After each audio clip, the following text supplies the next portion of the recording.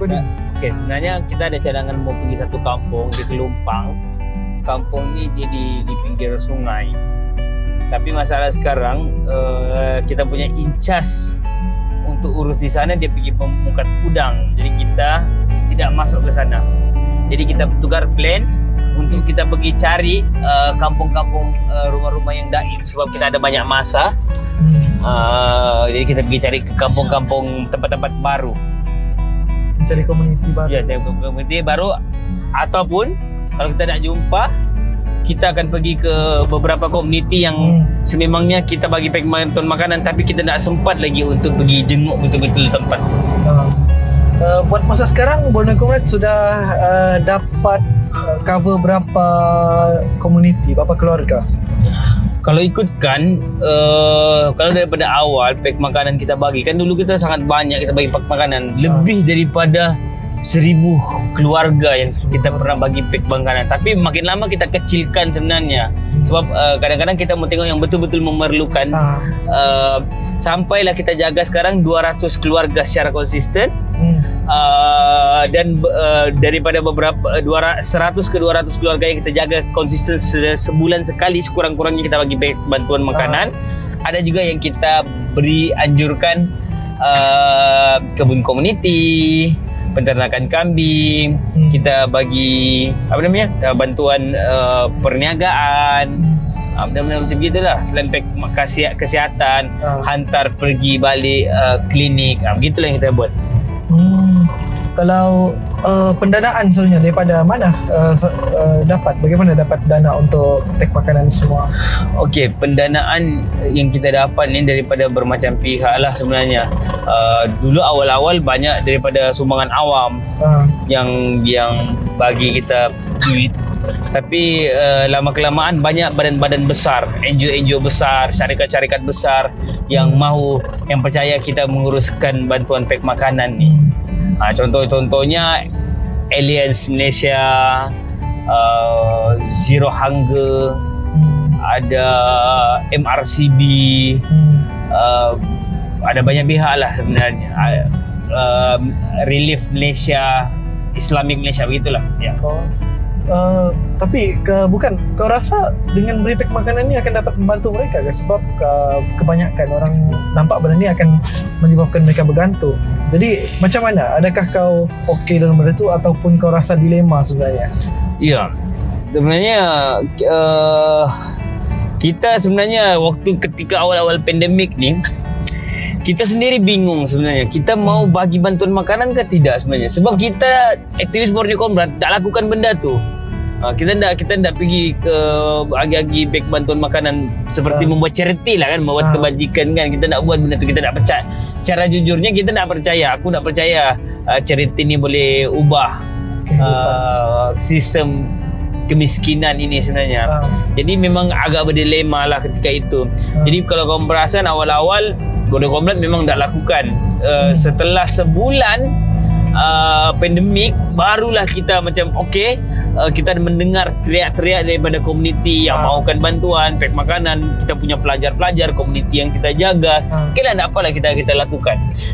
Jadi kalau sekadar untuk buat pack makanan, memang bagi aku ini sangat on off lah.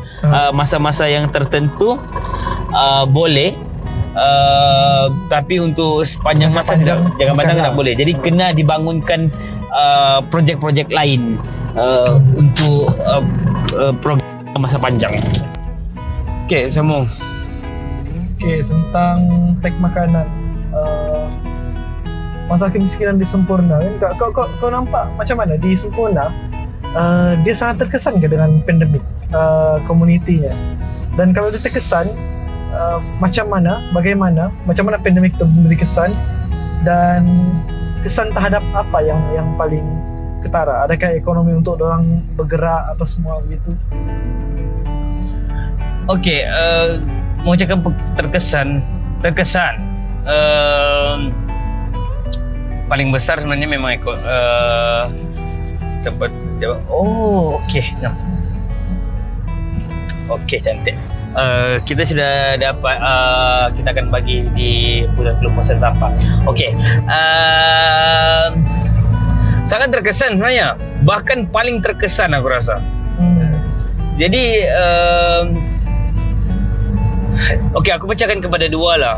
Satu komuniti yang dikatakan indigenous ini, asli ini, yang kita punya idea bahawa mereka tidak tergantungan dengan capital kan. Kalau di pulau-pulau kan orang nak bergantung dengan capital. Seharusnya begitu. Jadi bila ada masalah krisis ekonomi macam sekarang, kira krisis ekonomi lah sebab pandemik kan. Patutnya orang tidak terkesan, tapi masalahnya sistem kapitalis ini sudah memerangkap mereka untuk bergantung dengan capital. Jadi mau tidak mau memang orang terkesan, dan orang mau nak mau mereka kena jual ikan, tangkap ikan dan jual ikan. Tetapi ketika permintaan ikan tidak banyak, mereka tidak boleh turun laut dengan banyak, dengan kekerapan yang baik banyak berkali-kali, sebab tiada permintaan. Dan ikan jatuh, harga-harga barang daripada tempat-tempat mereka jatuh, tapi harga-harga barang-barang mentah yang lain meningkat tinggi. Itu masalah bagi orang. Jualan orang murah sebab dah banyak permintaan, tapi barang yang orang mau beli itu agak tinggi, barang-barang di pasar raya dan sebagainya. Jadi mereka sangat terkesan lah. Daripada segi ekonomi sangat-sangat besar. Tapi kalau orang cakap bahawa adakah komuniti ini akan kebuluran, aku menjangkakan tidak akan berlaku kebuluran. Sebab apa? Semangat kolektif komuniti ini sangat tinggi. Jadi kita bukan tinggal macam di rumah PPR ataupun di rumah kondominium ataupun di mana, di KL, di bandar, di kota-kota yang ada komuniti yang saling tidak kenal antara satu dengan jiran kan. Ini komuniti diorang ni boleh jadi rumah itu adalah sebahagian rumah mereka juga. Jadi maksudnya untuk pinjam beras, minta beras, pinjam beras, untuk minta ikan apa semuanya masih boleh, masih ada. Walaupun memang agak terkesan sebab itulah.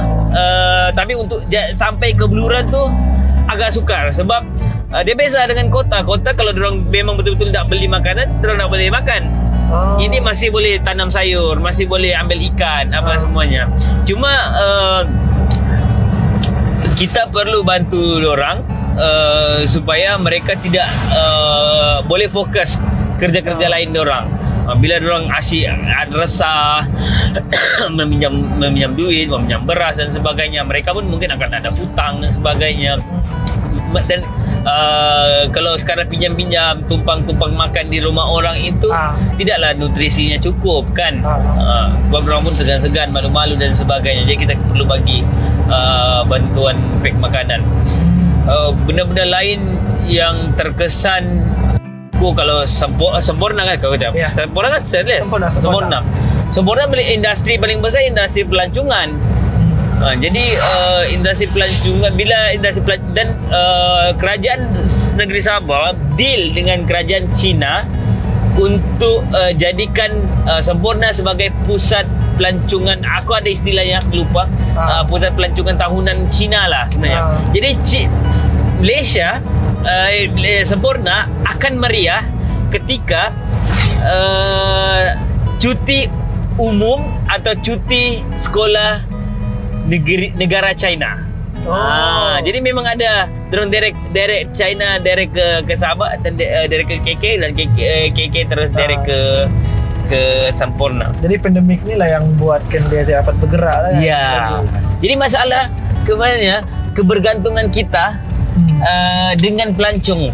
Kita bagi aku bagus untuk Sempurna, kerajaan negeri dan kerajaan daerah ini melihat betapa pentingnya kita membangunkan ekonomi lokal.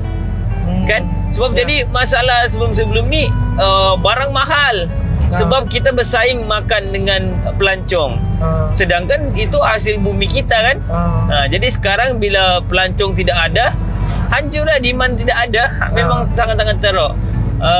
Dan sekarang baru kita terfikir macam mana kita mau membangunkan ekonomi lokal kita sendiri. Aku tertarik tadi bila kau sebut tentang tidaklah sampai ke lapar, ke arah kebuluran, kemiskinan itu. Dan itu disebabkan oleh semangat kolektif yang ada dalam komuniti. Dan di kota, di PPR, bandar lah berlaku hal itu tidak berlaku.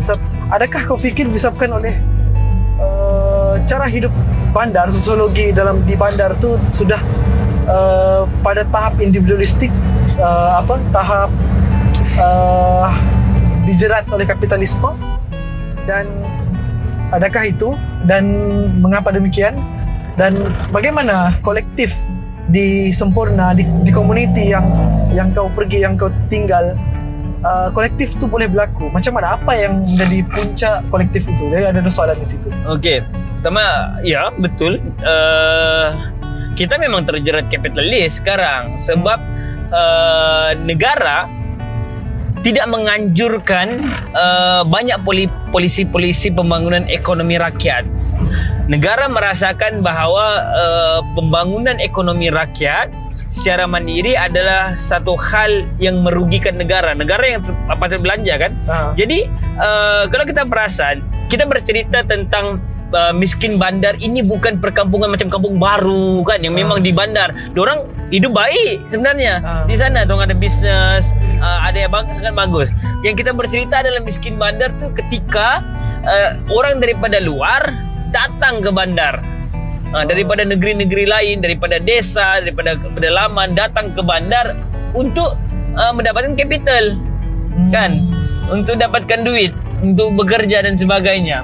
Jadi masalah utama dia sebab itulah negara tidak memberikan polisi pembangunan di tempat-tempat kita, sehingga kan kita terpaksa bergantung dengan kapitalis untuk membagi kita duit, untuk membangunkan diri kita sendiri, untuk kita bangunkan diri kita daripada suntikan dana daripada kerajaan, membangunkan projek-projek ekonomi, keusahawanan ke, pertanian ke, perikanan ke. Di tempat kita agak kurang, ada tapi kurang. Yang biasa pun terjerat dengan koroni-koroni politik dan sebagainya. Jadi itulah itu jadinya. Jadi ketika orang-orang baru yang memenuhi bandar ini dengan satu kepadatan yang sangat padat ini, populasi yang sangat padat ini, orang kan keluar bandar ni, orang keluar masuk, berpindah randa kerja. Ada kerja sini, dia akan berusaha untuk rumah selesa atau tidak selesa itu belakang cerita. Yang penting rumah kalau boleh dekat dengan kilang tempat kerja. Jadi kadang-kadang bila kita terjerat dengan kapitalis ini, hidup kita betul-betul dengan kerja. Bila masa kita mau bersosial? Tidak bersosial. Kan keluar subuh kena ambil LRT ke, ambil bas ke, balik malam. Kan lepas tu besok subuh keluar lagi, balik malam. Jadi tidak ada masa untuk bersosial. Bila tidak ada masa untuk bersosial, kita tidak mengenal antara jiran kita sebenarnya. Jadi situlah kolektifnya hilang. Ya, hilangnya kolektivisme apa semuanya. Jadi kalau untuk soalan kedua, macam mana? Aku percaya bahawa kita manusia memang hidup saling bergantung. Bahkan bukan saja dengan sesama manusia, tetapi sesama alam sebenarnya. Jadi di komuniti ini dia mengamalkan